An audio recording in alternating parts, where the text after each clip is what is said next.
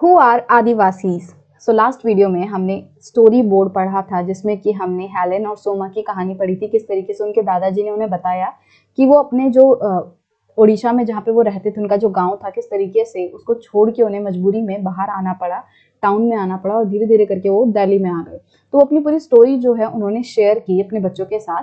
और अब हम जानते हैं कि आदिवासी आखिरकार होते कौन है, तो इस बारे में हम इस वीडियो में बात करेंगे। Adivasis, the term literally means original inhabitants, are communities who lived and often continue to live in close association with forest. तो आदिवासीज कौन होते हैं? आदिवासीज का अगर हम लिटरल मीनिंग की बात करें तो आदि का मतलब होता है सबसे फर्स्ट, सबसे पहले, और वासी का मतलब क्या होता है? कहीं का रहने वाला कोई पर्सन की अगर कोई ये पर्टिकुलर जगह है तो यहाँ पे जो भी लोग रहेंगे हम कहेंगे कि वो इस जगह के वासी हैं, यहाँ के रहने वाले हैं। तो आदिवासी का मतलब क्या हो गया? जो सबसे पहले रहने वाले लोग थे किसी जगह पे, राइट। तो इसका मतलब क्या हो गया? ओरिजिनल, सबसे पहले जो ओरिजिनली वहां पे रहते थे, इनहैबिटेंट्स। तो आदिवासी का मतलब है ओरिजिनल इनहैबिटेंट्स, जो सबसे पहले मूल रूप से वहां रहते थे। तो ये ऐसी कम्युनिटीज हैं जो कि या तो जंगलों में रहती हैं या जंगलों के आसपास रहती हैं, और ये अपनी जिंदगी जो है वो पूरे तरीके से जंगलों से चलाती हैं। जंगलों पे इनकी जो लाइफ है वो डिपेंड करती है, जंगल से ही अपना जो है खाना पीना जो है करते हैं, जंगलों में ही रहते हैं। तो इन लोगों की जो लाइफ है वो जंगलों से बहुत ज्यादा एसोसिएटेड रहती है। Around 8% of India's population is Adivasi, and many of India's most important mining and industrial centers are located in Adivasi areas, Jamshedpur, Rourkela, Bokaro and Bhilai among others. तो पूरे इंडिया की बात करें तो पूरे इंडिया के पॉपुलेशन का लगभग 8% जो है वो आदिवासीज हैं। मतलब मान लो इंडिया में अगर 100 लोग हैं तो इन 100 लोगों में से 8 लोग जो हैं वो आदिवासी हैं, राइट। और अगर हम बात करें इंडिया के important mining and industrial centres की, तो बहुत सारे ऐसे माइनिंग एंड इंडस्ट्रियल सेंटर्स हैं जो कि आदिवासी एरियाज में लोकेटेड हैं, जैसे कि जमशेदपुर हो गया, राउरकेला, बोकारो, भिलाई। ये कुछ एग्जांपल्स दिए हैं कि ये ऐसी जगहें हैं जहाँ पे माइनिंग एंड इंडस्ट्रियल सेंटर्स तो हैं ही, बट ये जो आदिवासीज हैं उनकी ये जगहें हैं, यहाँ पे आदिवासीज जो हैं वो बहुत मात्रा में रहते हैं। Adivasis are not a homogeneous population. Homogeneous मतलब एक जैसा। तो हम अगर कह रहे हैं कि इंडिया की पॉपुलेशन का 8% जो है वो आदिवासी हैं, तो इसका मतलब ये नहीं है कि ये जो 8% लोग हैं ये सारे एक ही जैसे हैं या एक ही तरीके के आदिवासी हैं, ऐसा नहीं है।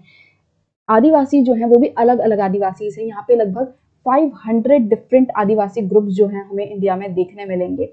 Adivasis are particularly numerous in states like Chhattisgarh, Jharkhand, Madhya Pradesh, Odisha, Gujarat, Maharashtra, Rajasthan, Andhra Pradesh, West Bengal, and in northeastern states of Arunachal Pradesh, Assam, Manipur, Meghalaya, Mizoram, Nagaland and Tripura. तो ये जितने भी स्टेट्स के नाम लिए यहाँ पे, तो ये सारी वो स्टेट्स हैं जहाँ पे हमें बहुत ज्यादा मात्रा में आदिवासी देखने मिलेंगे। और अगर हम 2011 के सेंसस के मुताबिक बात करें तो मध्य प्रदेश ऐसी स्टेट है जहाँ पे सबसे ज्यादा मात्रा में हमें आदिवासी पाए जाते हैं। A state like Odisha is home to more than 60 different tribal groups। तो ओडिशा जो है ऐसी स्टेट है जहाँ पे 60 से ज्यादा जो ट्राइबल ग्रुप्स हैं वो रहते हैं। आदिवासी societies are also most distinctive because there is often very little hierarchy among them। अब जो आदिवासी सोसाइटीज हैं ये बहुत ही अलग होती हैं। जिस तरीके की सोसाइटी में हम रह रहे हैं, मेन स्ट्रीम सोसाइटी से काफी ज्यादा अलग आदिवासी सोसाइटीज होती हैं, बिकॉज यहाँ पे हायरार्की जो है वो बहुत ही कम होती है। हायरार्की मतलब जब हम किसी चीज को या पर्सन को, लोगों को एक तरीके से सिस्टमेटिक अरेंजमेंट में बांट देते हैं कि पहले ये ग्रुप है, फिर ये ग्रुप है, मतलब सबसे पहले ये लोग आएंगे, फिर ये लोग सबसे ऊपर ये हैं, सबसे इंपॉर्टेंट ये हैं, फिर कम इंपॉर्टेंट ये, सबसे कम इंपॉर्टेंट ये हैं। इस तरीके से जब हम एक अरेंजमेंट जो है बना देते हैं लोगों का, सोसाइटी का, जैसे कि जाति सिस्टम, वो क्या है? एक हेरियारिकल सिस्टम है। उसमें हमने ये बोला हुआ है कि मतलब वर्ण सिस्टम या जाति सिस्टम जो है उसमें कि कुछ पर्टिकुलर जो ग्रुप्स हैं, ब्राह्मण जो है वो सबसे ऊपर है, फिर क्षत्रिय, फिर शूद्र, सबसे लास्ट में मतलब शूद्र, और थर्ड नंबर पे वैश्य। इस तरीके से जो है पूरा सिस्टम उसमें बांटा हुआ है कि सबसे नीचे वाले को शूद्र माना जाएगा, उनको वो लोग सही तरीके से ट्रीट नहीं करते। बट अगर हम आदिवासी सोसाइटीज में देखें तो ऐसा हायरार्की सिस्टम जो है हमें बहुत कम मिलेगा। एक तरीके से बोलें तो वो सब एक समान माने जाते हैं। वहां पे हम देखेंगे तो औरतें भी काफी बढ़ चढ़ के काम करती हैं, औरतों में भी ज्यादा जो रिस्ट्रिक्शंस वगैरह हैं वो हमें नहीं देखने मिलती। तो उनका जो सोशल स्ट्रक्चर है वो हमसे काफी डिफरेंट है, मेन स्ट्रीम सोसाइटी से काफी डिफरेंट है। This makes them radically different from communities organized around principles of jati varna, मतलब caste system, or those that were ruled by king। अब क्योंकि इनका सोसाइटल जो सिस्टम है वो बहुत ही अलग है, इस वजह से ये जो कम्युनिटीज़ हैं ये बाकियों से डेफिनेटली अलग होंगी, क्योंकि इनका जो रहने का तरीका है, इनके जो ट्रेडिशंस है, इनका जो कल्चर है, जो इनकी सोसाइटी जिस तरीके से बनी हुई है वो काफ़ी अलग है। तो यहाँ पे जो प्रिंसिपल्स ऑफ जाति वर्ण या कास्ट सिस्टम जो है वैसा चीज़ें नहीं दिखती हैं। जिस तरीके से हमें वो एरियाज दिखते हैं जहाँ पे राजा महाराजा रूल कर रहे हैं, तो ऐसे एरियाज से हमें काफ़ी अलग सोसाइटी आदिवासीज की दिखती है। Adivasis practice a range of tribal religions that are different from Islam, Hinduism and Christianity. अब जो आदिवासीज होते हैं उनके अपने ही जो है धर्म होते हैं, उनकी अपनी बिलीव्स, अपनी प्रैक्टिसेस होती हैं। तो जैसे नॉर्मली हमें देखने मिलता है सोसाइटी में इस्लाम, हिंदुइज्म, क्रिश्चियनिटी, ये सारे धर्म जो हैं वो फॉलो किए जाते हैं। बट आदिवासीज जो हैं इन सबसे अलग उनके अपने ही धर्म होते हैं। These often involves the worship of ancestors, village and nature spirits, the last associated with the residing in various sites in the landscape, mountain spirits, river spirits, animal spirits etcetera. अब जो इनके अपने धर्म होते हैं उनमें हमें नॉर्मली क्या देखने मिलता है कि वो अपने एंसेस्टर्स, अपने पूर्वजों की जो है पूजा करते हैं, अपने गांव की पूजा करते हैं, अपने विलेज की वो पूजा करते हैं। मतलब इनके धर्म इस तरीके से हैं कि वो अपने आसपास की चीजों से एसोसिएटेड हैं, वो अपने पूर्वजों की पूजा कर रहे हैं, विलेज गांव की पूजा कर रहे हैं। नेचर स्पिरिट्स मतलब कि जो प्रकृति ने जो चीजें हमें दी हुई हैं, जैसे कि माउंटेन स्पिरिट्स हो गए भी, जो पर्वत हैं, पहाड़ हैं, उनकी पूजा करते हैं। रिवर की पूजा कर रहे हैं। एनिमल स्पिरिट्स जानवरों की जो है वो पूजा कर रहे हैं, मतलब कि नेचर से जो जुड़ी हुई चीजें हैं उनकी भी वो पूजा करते हैं। The village spirits are often worshipped at specific sacred groves within the village boundary, while the ancestral ones are usually worshipped at home.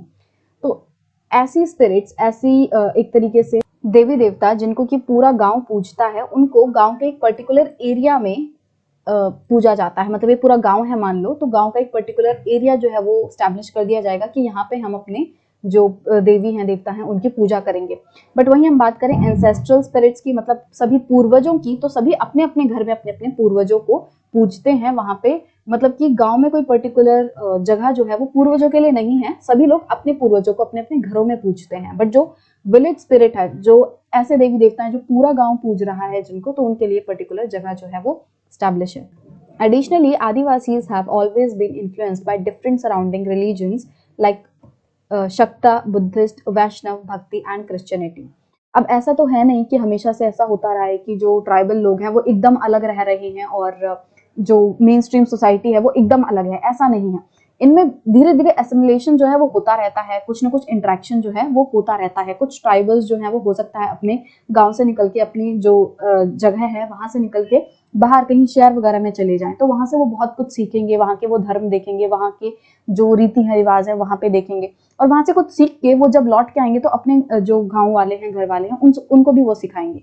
मतलब कि जो आदिवासीज हैं उनके ऊपर जो दूसरे धर्म हैं जैसे कि बुद्धिस्ट, शक्त, वैष्णव, ये सब का असर आदिवासीज पे पड़ा है। और इन टर्न हम बात करें तो जो आदिवासीज के जो ट्रेडिशंस है, उनका जो रिलीजन है, उसका असर हमें दूसरे रिलीजन्स पे भी देखने मिलता है।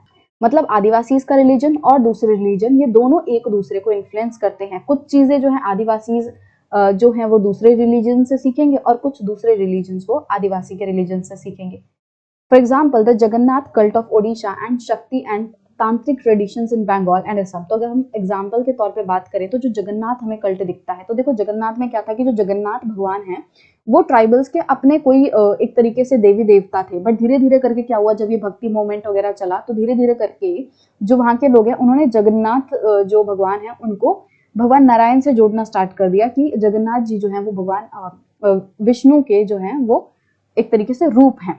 तो धीरे धीरे करके हमें देखने मिला कि जो ट्राइबल्स के खुद का जो एक तरीके से धर्म चला आ रहा था, खुद के जो देवी देवता को पूज रहे थे, उन्होंने धीरे धीरे करके उन्हें वैष्णविज्म से या जो वैष्णो देव हैं, वैष्णो भगवान हैं, उनसे जोड़ना शुरू कर दिया। इसी तरीके से अगर हम बंगाल एंड असम में देखें, जो तांत्रिक ट्रेडिशंस हैं, ये सारे जो ट्रेडिशंस हैं वो हमें आदिवासीज के ट्रेडिशन से इन्फ्लुएंस्ड होते हुए दिखते हैं, right. During the 19th century, substantial number of Adivasis converted to Christianity, which has emerged as a very important religion in modern Adivasi history. 19th century के टाइम में जब एक तरीके से अंग्रेज यहाँ पे आए थे, तो हमने पिछले जो क्लासेस हैं उसमें हमने हिस्ट्री के चैप्टर्स में पढ़ा था कि किस तरीके से जब अंग्रेज आए थे तो उन्होंने मिशनरीज जो हैं उन्होंने अपने अपने स्कूल्स वहाँ पे खोले थे, क्रिश्चियन स्कूल्स खोले थे, और एक तरीके से ट्राइबल्स को बोला था कि तुम क्रिश्चियनिटी जो है वो अपना लो और सारी बैड प्रैक्टिसेस को छोड़ दो, इस तरीके से उनसे बोला गया था। तो धीरे धीरे करके क्या हुआ, 19th सेंचुरी में बहुत सारे जो आदिवासीज हैं उन्होंने क्रिश्चियन जो धर्म है उसको अपना लिया।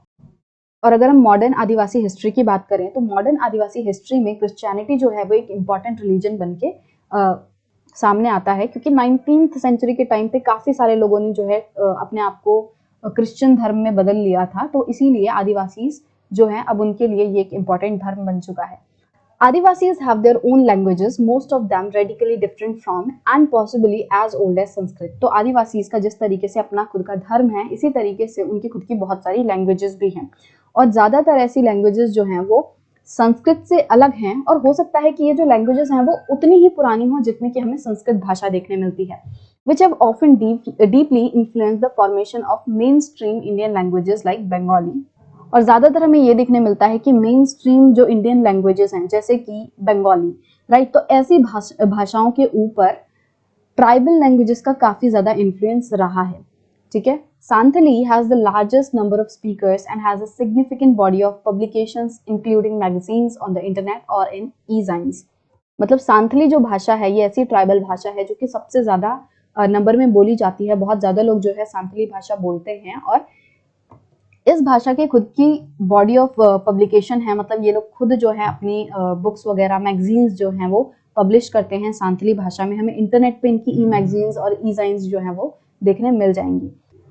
अब यहाँ पे एक वर्ड आया है मेन स्ट्रीम, तो इस वर्ड का मतलब क्या है? ये वर्ड मैंने भी काफ़ी जगह यूज़ किया आपको समझाने के लिए, तो इसका मतलब क्या है मेनली मैं बताऊँ तो देखो, मेन स्ट्रीम का लिटरल मीनिंग क्या हुआ कि जो सबसे मेन स्ट्रीम जो नदी की धार बह रही है वो, राइट। बट अगर हम इसे इस कॉन्टेक्स्ट में बात करें सोसाइटी के कॉन्टेक्स्ट में, तो मेन स्ट्रीम का मतलब क्या है?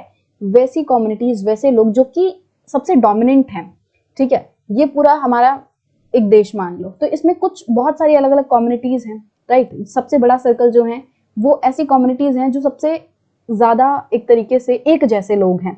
इस कम्युनिटी में सबसे ज्यादा लोग हैं, ये एक जैसे जो प्रैक्टिसेस वगैरह हैं फॉलो कर रहे हैं, ये एक तरीके से एक साथ चल रहे हैं। बट ये जो कुछ लोग हैं ये थोड़े छट गए हैं, ये इन लोगों जैसे नहीं है ये, तो ये वाला जो सर्कल है ये सबसे डोमिनेंट है, पावरफुल है, तो हम कहेंगे ये मेन स्ट्रीम सोसाइटी है। बट वहीं ये जो लोग हैं जो साइड में ग्रुप से रह गए, ये इनके जैसे नहीं है और इनका अपना ही अलग तरीके से जीने का तरीका है, राइट। तो अगर हम बोलें तो अपने देश में बात करें तो जो मेन स्ट्रीम सोसाइटी है वो क्या हो गई, जैसे दिल्ली, मुंबई, यहाँ जो बड़े बड़े शहर हैं, इस तरीके से जो लोग सब एक जैसे रह रहे हैं, घर बना रहे हैं और घरों में रह रहे हैं, जॉब कर रहे हैं, इस तरीके से। वहीं अगर हम ये ट्राइबल्स वगैरह की बात करें तो इनके जीने का तरीका एकदम ही अलग है, ये हमसे अलग है, ये जंगलों में रहते हैं, ये एक तरीके से अपनी इनके जीने का तरीका जो है बहुत ही अलग है, बहुत ही अच्छा है, ये नेचर से बहुत ज़्यादा कनेक्ट करते हैं, नेचर को ये कम से कम नुकसान पहुंचाते हैं, तो ये इनके जो जीने का तरीका है वो अलग है, इसलिए इनको मेन स्ट्रीम नहीं बोला जा रहा। मेन स्ट्रीम वो जो ज्यादातर जो डोमिनेट कर रहा है ग्रुप, जो ज्यादातर हमें लोग देखने मिल रहे हैं जिस तरीके से रह रहे हैं, वो मेन स्ट्रीम है, राइट। तो बहुत सारी ऐसी मेन स्ट्रीम लैंग्वेजेस जो हैं उनके ऊपर आदिवासी लैंग्वेजेस का भी इन्फ्लुएंस पड़ा है, जैसे कि हमने एग्जाम्पल लिया बंगाली का, राइट। तो इस वीडियो में हमने जाना कि जो आदिवासीज हैं वो कौन है, किन लोगों को हम आदिवासीज कहते हैं, किस तरीके से उनकी लाइफ है, इंडिया में कितने आदिवासीज के ग्रुप हैं, जैसे हमने यहाँ पे बात की 500 डिफरेंट आदिवासी ग्रुप जो है वो इंडिया में है। तो हमने आदिवासीज के बारे में थोड़ी सी डिटेल जो है वो समझी कि किस तरीके से आदिवासीज की जो सिचुएशन है वो इंडिया में है।